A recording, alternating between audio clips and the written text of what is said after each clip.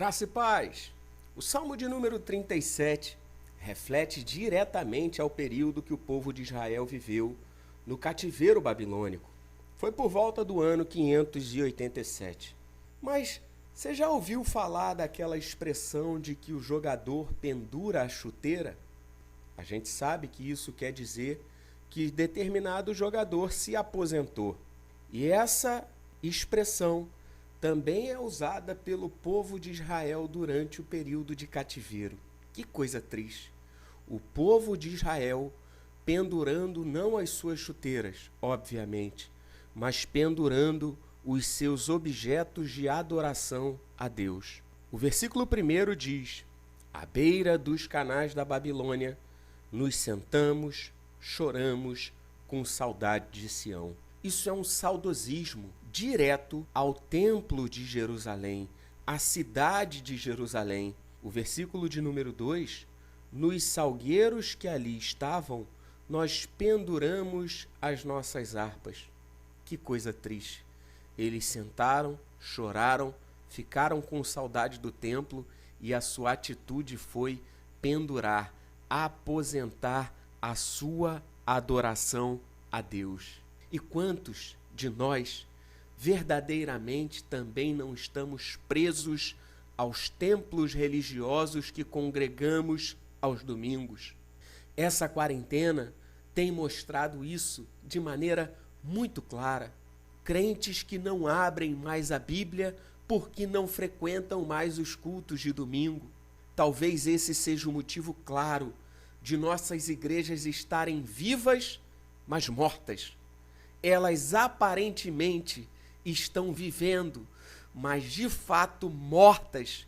Por quê? A gente sabe que a adoração somente aos domingos, leituras bíblicas somente aos domingos, não fazem um cristão verdadeiro, não fazem um cristão que é templo e habitação do Espírito Santo. Olha o versículo 3.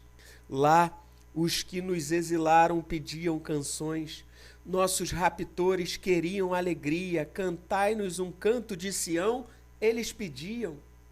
Que oportunidade o povo de Israel viveu, através do louvor, evangelizar aqueles que os oprimiam.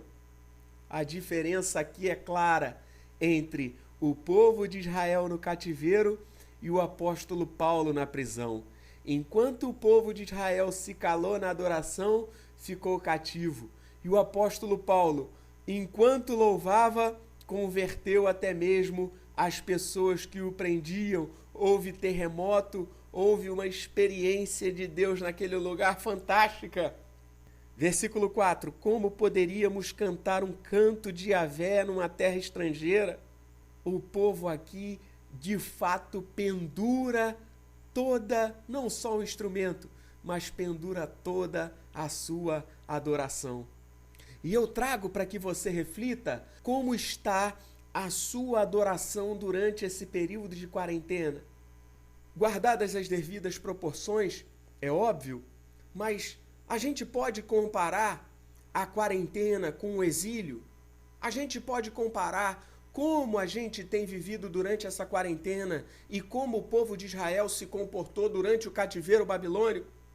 Leia esse Salmo 137, releia, medite e traga essa verdade para o seu coração.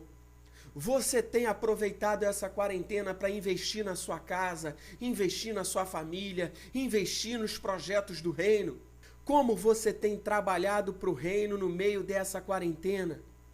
O seu celular, o seu WhatsApp, ele tem funcionado como um canal de evangelização, ele tem funcionado como um canal de socorro para aqueles que necessitam, para aqueles que estão passando verdadeiros caos durante essa quarentena? Ou será que o seu celular, ele tem servido só de fofoca, só como um meio de prostituição, só como um meio de propagação do mal? Para que tem servido a sua vida durante essa quarentena? Será que o templo, ele tem sido somente religioso? Se você não está dentro das quatro paredes, você não presta de nada? Ou será que você tem sido a verdade que a Bíblia diz que você é? Templo e habitação do Espírito Santo. E no versículo 5, o povo continua a sua expressão meramente religiosa. Se eu me esquecer de ti, Jerusalém, que me seque a mão direita. Não num sentido de abençoar Jerusalém, mas num sentido de preservar sua tradição, a sua religiosidade. O povo faz essas declarações e continua: que me colhe a língua ao paladar, caso eu não me lembre de ti, caso eu não eleve Jerusalém ao topo da minha alegria. Ou seja, claramente o povo substitui a presença de Deus, a arca de Deus, pelo templo, pelas liturgias que carregaram e que aqui mostram que claramente nortearam esse povo durante toda a sua história de vida e fé. E continua no versículo 7, Yahvé relembra o dia de Jerusalém aos filhos de Edom, quando diziam: arrasaia, arrasaia até os alicerces. E aqui entra o espírito da vingança humana. O povo lamenta, senta, chora, fica saudosista, e aqui começa a natureza pecaminosa humana a se manifestar de maneira claríssima. Ó devastadora filha de Babel, feliz quem devolver a ti o mal que nos fizeste. Versículo 9. Feliz quem agarrar e esmagar os teus nenéns contra a rocha. É claro que a gente sabe que o povo babilônico, durante o momento onde exilou o povo de Israel, fez atrocidades, maldades. Mas aqui não estamos falando do povo que faz o mal. Estamos falando do povo que fazia o bem só enquanto estava no templo.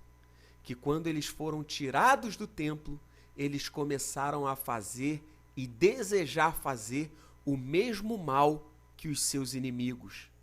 Pegar os nenéns dos seus inimigos, as crianças de colo, agarrá-las e dar com ela contra as pedras, esmagá-la contra as pedras. O pior desejo que o ser humano pode ter. Então, qual é o desejo que você tem tido durante essa quarentena? O que você tem produzido durante essa quarentena? Será que você pendurou também a sua harpa? Será que você só era conhecido como arca de Deus enquanto estava no templo de Deus? Não é possível. O Espírito Santo não se limita a um templo religioso e jamais se limitará. O Espírito Santo não se limita a cultos dominicais. Muito pelo contrário, ele não deu a vida do próprio Filho para que nos reuníssemos somente aos domingos. Não, o Espírito Santo, ele deu a própria vida para que nós vivêssemos com ele de segunda a segunda, sejam nos bons momentos, nos maus momentos, seja na fartura ou na miséria, seja empregado ou desempregado, seja livre ou durante uma quarentena. Que você reflita nesse salmo, que essa verdade entre no seu coração, que o Espírito Santo te visite nessa hora, tire a lamentação, a murmuração, o saudosismo do templo da sua vida.